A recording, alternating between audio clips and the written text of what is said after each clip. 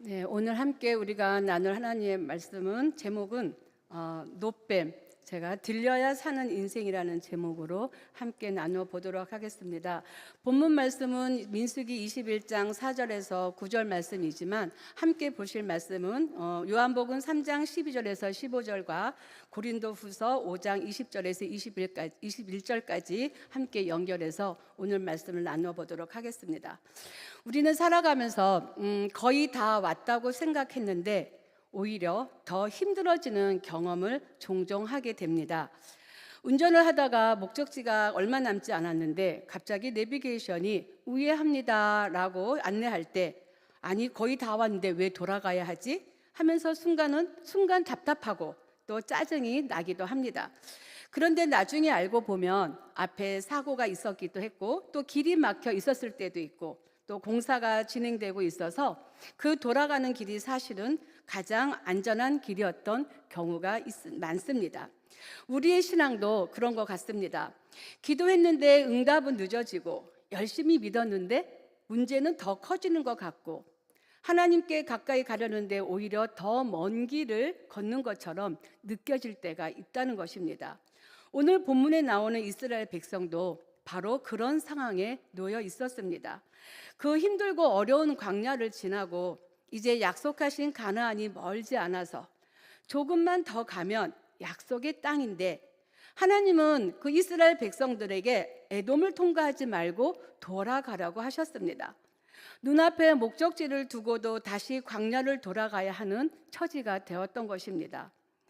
힘들고 지친 아이들을 일으켜 세우고 걷기도 어려운 노인들을 부축하며 그 뜨거운 태양 아래 먼지가 날리는 길을 걸었습니다. 늘 먹던 만나를 또 먹고 언제 끝날지 모르는 길을 걷는 그들은 그 눈앞에 보이는 가나안 땅을 두고 마음이 서서히 무너지기 시작했던 것입니다. 자, 오늘 민수기 21장 4절을 보면은 백성이 마음이 상한다 이렇게 말하고 있습니다. 이 말은 원래 더 이상 참지 못하는 상태라는 뜻으로 우리가 쉽게 얘기하면 멘탈이 무너졌다는 것입니다. 자, 멘탈이 무너졌으면 어떤 상황이 옵니까? 조금만 힘들어도 우리가 불평하게 되고 조금만 늦어도 짜증이 나고 또 조금만 계획이 틀어져도 하나님을 원망하는 모습으로 나타난 것입니다. 여러분, 이것이 광야에 있는 이스라엘만의 모습이 아니라는 것입니다. 우리의 모습도 그들과 별반 다름이 없습니다. 한번 생각해 볼까요? 취업이 늦어지고 사업이 어렵게 되고 자녀들이 내 마음대로 되지 않았을 때 또한 몸이 병들어서 오래 갈 때 또 뭐가 있을까요? 기도를 해도 응답되지 않는 것 같을 때 우리는 그렇게 하나님 앞에 이야기합니다. 하나님, 왜 하필 나입니까? 왜 이렇게 돌아가야 합니까? 왜 이렇게 오래 기다려야 합니까? 라고 물으며 나도 모르게 하나님보다 상황을 먼저 바라보며 불평을 하기도 합니다. 오늘 본문에서 하나님은 이 광야의 사건을 통해 우리에게 아주 중요한 진리를 가르쳐 주고 있습니다. 그것은 사람은 자기 힘으로는 살 수 없고 반드시 하나님께서 높이 드신 것을 바라봐야 산다는 것입니다. 자, 그러면 우리가 민수기 말씀을 통해서 이스라엘 백성이 왜 불뱀을 만나게 되었는지부터 먼저 살펴보겠습니다. 첫 번째로 불평은 입의 문제가 아니라 마음의 문제라는 것입니다. 5절을 한번 보시면 이스라엘 백성들은 하나님을 향해서 이렇게 외칩니다. 왜 우리를 외국에서 데리고 나왔습니까? 왜 이 광야에서 죽게 하려는 것입니까? 이 하찮은 음식은 이제 지겹습니다 라고 불평을 하고 있습니다. 겉으로 보면 음식에 대한 불평, 몸이 힘들다는 이야기처럼 들리지만 하나님은 그들의 마음을 보셨습니다. 불평은 입에서 시작되는 것이 아니라 마음에서 시작되기 때문입니다. 이스라엘 백성은 애굽을 떠나서 같은 광야를 걸었고 같은 만나를 먹었고 같은 구름 기둥과 불 기둥의 인도를 받았습니다. 그런데 어떤 사람은 감사했고 어떤 사람은 원망했습니다. 그렇다면 환경이 문제가 되지는 않는 것 같습니다. 마음이 문제였던 것이고 결국 그 불평은 하나님을 믿지 못하는 마음에서 나온 것이었다는 것이죠. 하나님은 정말 나를 사랑하실까? 하나님은 내 인생을 알고 계실까? 하나님은 정말 선하신 분일까? 하는 이런 의심이 자라면 결국에는 원망이 되고 마는 것입니다. 여러분, 사실 이 의심은요, 에덴 동산에서 시작된 것입니다. 뱀으로 가장한 사탄이 하와에게 이렇게 질문합니다. 하나님이 정말 그렇게 말씀하셨느냐? 하나님이 좋은 것을 숨기고 있는 것은 아니냐? 하며 하나님의 선하심을 의심하게 만들었던 것처럼 이스라엘도 하나님께서 만나를 주셨는데 감사하지 않고 물을 주셨는데 만족하지 않고 구름 기둥으로 인도하셨는데 신뢰하지 못하고 결국 그들의 의심은 불평이 되었고 하나님을 향한 불신앙으로 반응하였습니다. 오늘 우리도 마찬가지입니다. 환경이 어려운 것이 죄가 아니고 힘든 것이 죄가 아니라는 것이죠. 질문하는 것이 죄가 아닙니다. 하지만 하나님을 믿지 못하는 그 마음은 결국 죄가 되며 하나님은 이 죄를 결코 가볍게 여기지 않으십니다. 의심과 불평을 내뱉은 이스라엘 향해 하나님께서 불뱀을 보내셨다고 말씀하고 있습니다. 우리는 이런 불평을 가지고 하나님은 왜 이렇게까지 하셨을까 질문할 수 있지만 우리는 먼저 죄가 얼마나 무서운지를 알아야 합니다. 죄가 무엇입니까? 이번에 저희가 어린이 전도협회에서 3.1 클럽을 진행을 했습니다.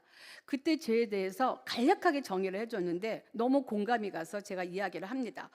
생각으로, 입으로 행동하는 모든 것이 죄입니다. 공감되지 않으신가요? 저희가 죄하면 수많은 것들을 떠올리는데 생각으로, 입으로, 마음, 행동으로 짓는 것이 죄라고 딱 정의를 내려줬습니다. 자, 죄는 단순히 규칙 하나 어긴 것이 아니라 바로 하나님과의 관계를 깨트리는 것입니다. 우리가 사랑하는 부모를 향해서 계속해서 당신은 나를 사랑하지 않습니다.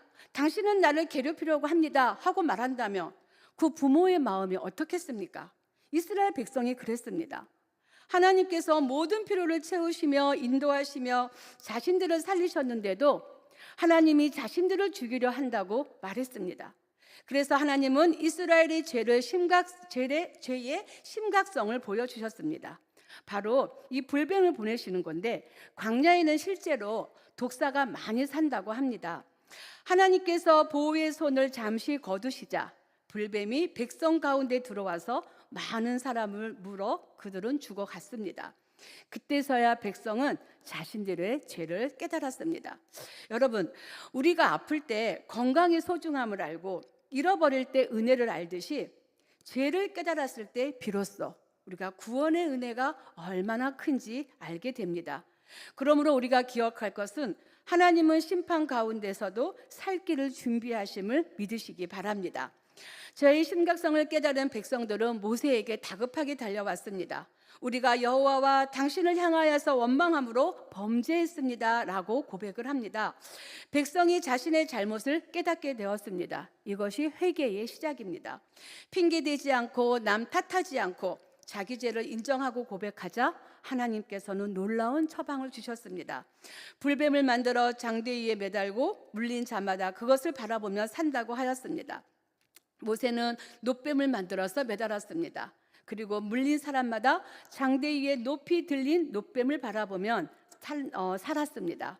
자, 이것은 놋뱀이 능력이 있어서도 아니고 바라보는 행위 자체가 특별해서도 아니라 하나님의 약속을 믿는 믿음이 그 사람들을 살린 것이었습니다. 혹여 어떤 사람들은 저걸 본다고 살까? 말도 안 되는 얘기야. 생각했을 그런 사람도 있었을 것입니다. 하지만 그들은 죽었을 것입니다. 그러나 하나님의 말씀을 믿고 고개를 들어 바라본 사람은 살았다는 것이죠. 여기서 우리가 분명히 알 것은 믿음은 복잡하지 않고 오직 하나님의 말씀을 신뢰하는 것이라는 것을 배웁니다. 오늘도 하나님은 우리에게 같은 질문을 하십니다. 너는 무엇을 바라보고 있느냐? 문제를 바라보고 있느냐? 환경을 바라보고 있느냐? 사람을 바라보고 있느냐? 아니면 하나님께서 높이 세우신 구원의 길을 바라보고 있느냐 우리에게 물으십니다. 자, 두 번째로 우리가 요한복음 3장 12절에 15절 말씀을 같은 맥락에서 보겠습니다. 제목 구원의 길 대신 우리는 예수님을 바라봐야 한다는 것이죠. 자, 광야에서 놋뱀을 바라본 사람들이 살아났습니다. 이 사건은 단순히 광야에서 일어난 기적 하나로 끝나는 이야기가 아니라 하나님께서 이 사건을 통해 장차 오실 예수 그리스도를 미리 보여주신 사건입니다. 시간이 흘렀습니다. 약 1400년이 지난 어느 날 밤 예루살렘에서 한 사람이 예수님을 찾아왔습니다. 그 사람의 이름은 니고데모였습니다. 자, 우리가 잘 아는 니고데모는 이스라엘 최고의 성경 선생이었고 백성들에게 존경받던 바리새인이었으며 사내들인 공회원이었습니다. 오늘날로 말하면 신학교 교수이고 교단 지도자이며 사회적으로도 존경받는 사람이었습니다. 그런데 그런 사람이 사람들의 시선을 의식해서 밤에 몰래 예수님을 찾아온 것입니다. 예수님을 만나고 싶었지만 예수님이 하나님의 아들이란 것을 인정은 하지만 그 사람은 공개적으로 찾아오기에는 세상의 눈이 두려웠던 것입니다. 자, 니고데모는 율법을 알았던 사람입니다. 기도도 했고 신앙생활도 열심히 했지만 예수님께서는 그의 가장 깊은 문제를 보시고 이렇게 말씀하셨습니다. 사람이 거듭나지 아니하면 하나님 나라를 볼 수 없다고 이렇게 말씀하셨습니다. 니고데모는 예수님의 그 말씀에 육신의 탄생만 생각했기에 어떻게 사람이 다시 태어날 수 있습니까? 하며 이해하지 못했지만 예수님은 새로운 생명, 영적인 탄생을 말씀하신 것이었습니다. 우리도 종종 니고데모와 비슷해서 교회는 오래 다녔고 예배는 드리고 성경도 읽지만 정작 예수님을 전적으로 의지하는 믿음은 부족할 때가 있다는 것이죠. 신앙은 많이 아는 것이 아니라 예수님을 믿는 것입니다. 자, 요한복음 3장 14절에 니고데모와 대화를 하시던 예수님은 니고데모에게 이렇게 말씀하십니다.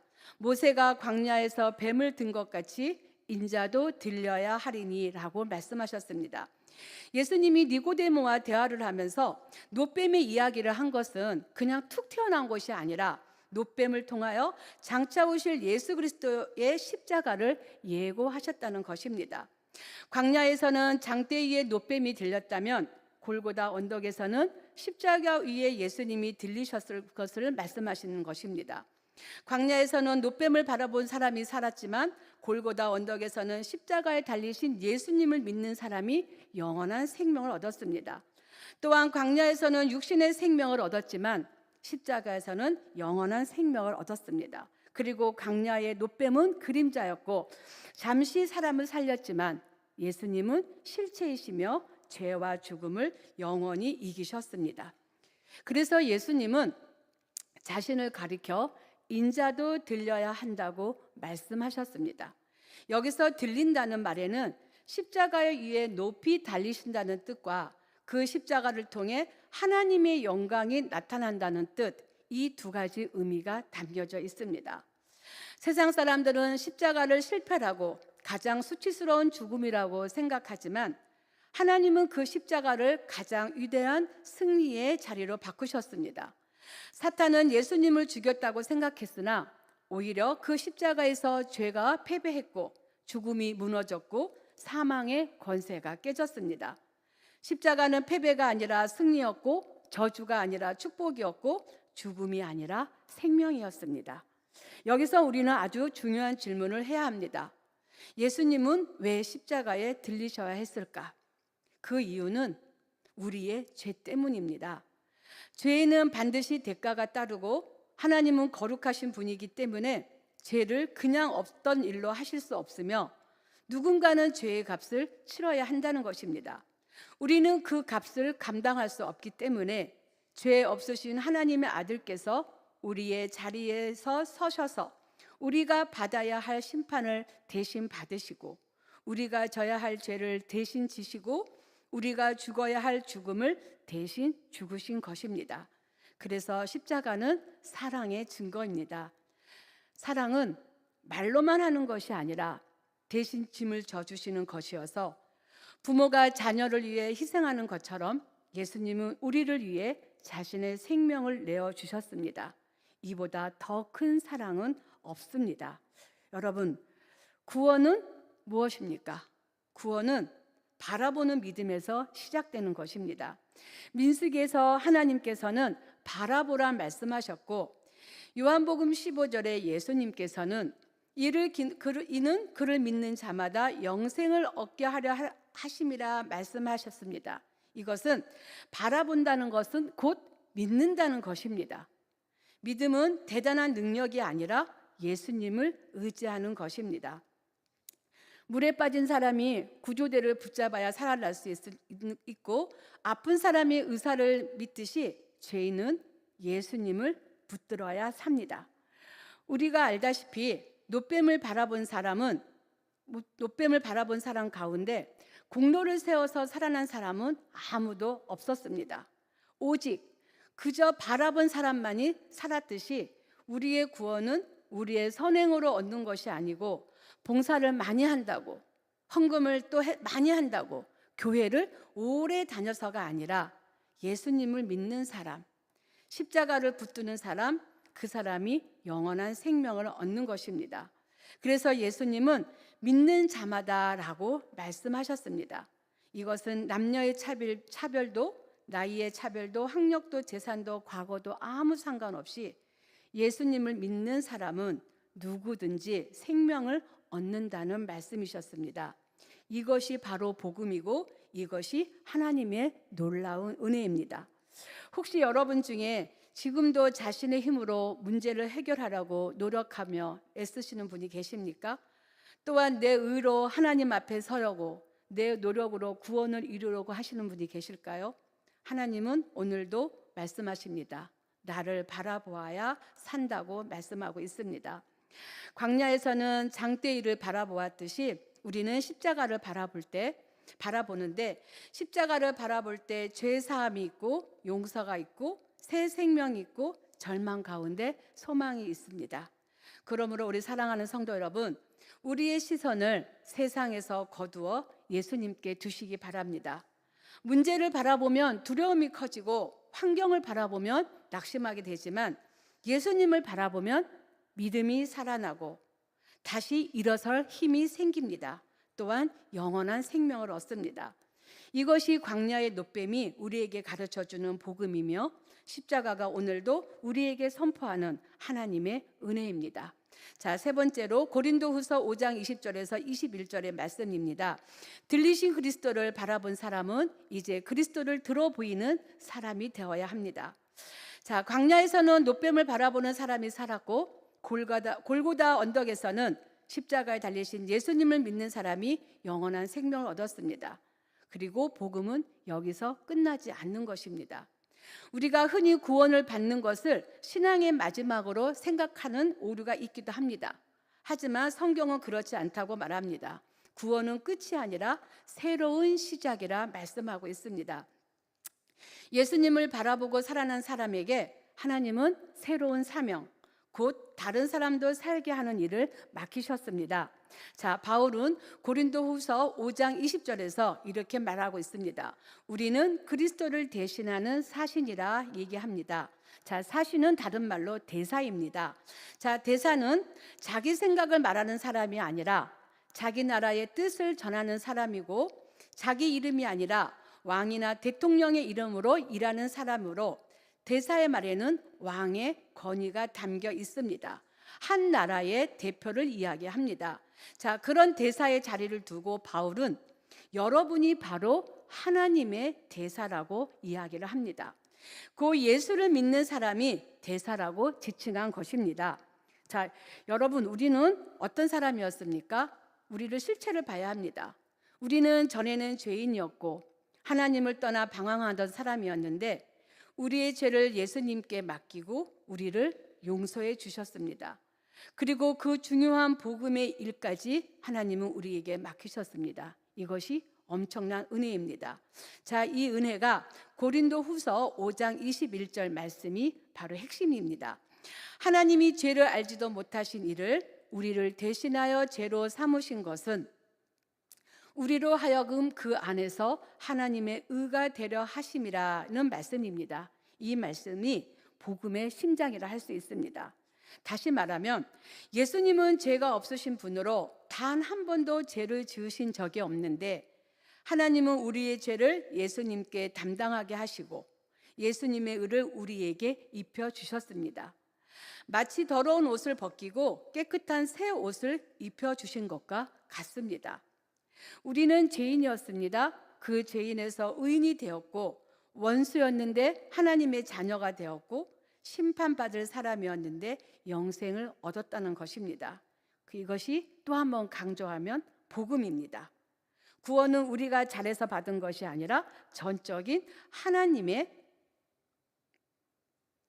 은혜라는 것이죠.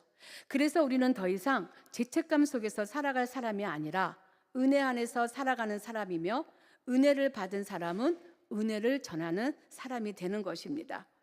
자, 광야에서 놋뱀을 바라보고 살아난 사람이 혼자 살았을까요? 생각해 보시기 바랍니다. 예, 자기 가족이 물려서 지금 죽음 직전에 있는데 가만히 있었겠냐고요? 아니죠. 분명히 뛰어가서 외쳤을 것입니다. 저것을 봐야지 돼. 놋뱀을 봐야지 돼. 자기가 살아났기 때문에 그렇게 말할 수 있었던 것입니다.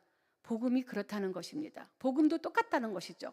예수님을 만난 사람은 예수님을 전하게 되고 용서를 경험한 사람은 용서를 전하고 은혜를 경험한 사람은 은혜를 나누고 사랑을 받은 사람은 사랑을 흘러보내게 되어 있습니다. 그래서 교회는 세상 속에 존재하며 죽어가는 사람들에게 생명의 길을 보여주며 세상을 향해 십자가를 가리키는 것입니다. 오늘 우리 주변에도 수많은 사람들이 영적인 광야를 걷고 있어서 겉으로는 웃고 있지만 마음은 무너져 있고 돈은 있지만 평안이 없고 성공했지만 행복이 없는 사람들이 너무나 많다는 것입니다. 관계는 너무나 많은 것 같은데 외로운 사람들이 있고 이 죄의 독이 사람들의 마음을 병들게 하고 있지만 그들은 어디를 바라봐야 하는지 모른다는 것입니다. 바로 그때 하나님은 우리를 세상으로 보내시며 내가 내 대사가 되어라. 그리고 십자가를 가리켜라. 예수님께로 인도하라고 말씀하십니다. 여러분의 가정, 여러분의 직장, 또한 여기 학생이 있다면 학생, 거기가 선교지이고 우리 친구들이 선교의 대상이 되는 것입니다. 우리의 이웃이 선교지입니다. 우리는 하나님께서 특별한 사람이 되라는 것이 아니라 우리가 만난 예수님을 소개하는 사람이 되라고 말씀하고 있습니다. 그러므로 우리가 가장 해야 할 중요한 말은 예수님을 바라보고 십자가를 바라보고 예수님께로 나오라고 말해야 합니다. 이것이 성도의 사명이고 교회의 사명입니다. 말씀을 맺겠습니다. 오늘 우리가 함께 다룬 민수기, 요한복음, 고린도후서 세 본문은 결국 하나의 그림으로 모아집니다. 광야의 장대 위에 들린 놋뱀, 골고다의 십자가 위에 들리신 인자, 그리고 그 십자가를 가리키며 세상을 향해 외치는 대사의 모습입니다. 이 세 장면을 연결하는 단어가 바로 들리다입니다. 오늘 설교의 제목처럼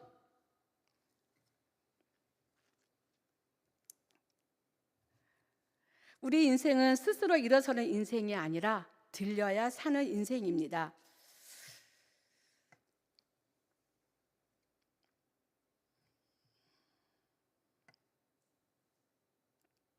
이스라엘 백성들은 스스로 뱀독을 해결할 능력이 없었습니다. 그들이 살 수 있었던 유일한 길은 자기 힘으로 무엇을 이루는 것이 아니라 높이 들린 그것을 바라보는 것뿐이었습니다. 우리도 다르지 않습니다. 죄의 무게는 우리 스스로 감당할 수 없는 것이었습니다. 그래서 예수님이 그 무게를 대신 짊어지시고 친히 들려 올라가셨습니다. 예수님이 십자가에 높이 달리실 때 우리를 죽이는 죄의 지체가 되셨고 그럼으로써 죄의 해결책이 되셨습니다.